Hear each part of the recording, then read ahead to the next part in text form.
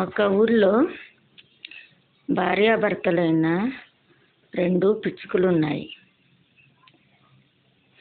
భర్త పిచ్చుక బయటికి వెళ్ళి పని చేసుకొని వచ్చేది. భార్య పిచ్చుక ఇళ్ళలో పని చేసుకుంటా భర్తకి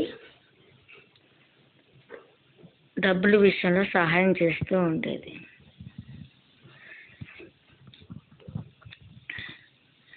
ఇద్దరు పేదవాళ్ళు. అయితే పిల్లలు ఇంకా కలగలేదు. అయితే గుళ్ళు చుట్టూ వాళ్ళందరి చుట్టూ తిరుగుతూ బాధపడుతూ ఉండేవాళ్ళు.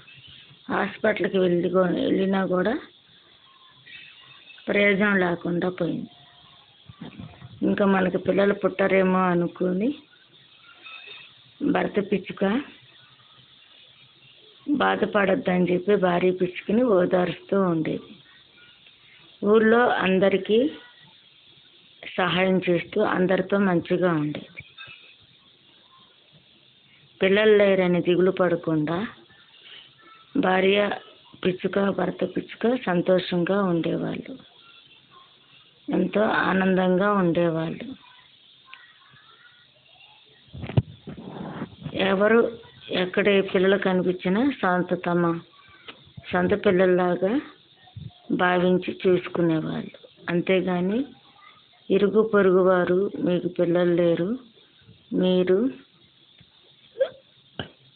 పిల్లలు లేని వాళ్ళని బాధ పెట్టినా కానీ వాళ్ళు బాధపడకుండా ధైర్యంగా ఇద్దరు ఒకరినొకరు ఉండేవాళ్ళు.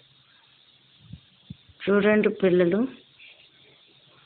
పిల్లలు లేరని ఎంతోమంది బాధపడతారు. కానీ దేవుడు పిల్లలు ఇవ్వకపోతే వాళ్ళు మాత్రం ఏం చేస్తారు? లోకులు చాలామంది అనేక మాటలు అంటారు, కానీ పట్టించుకోకూడదు.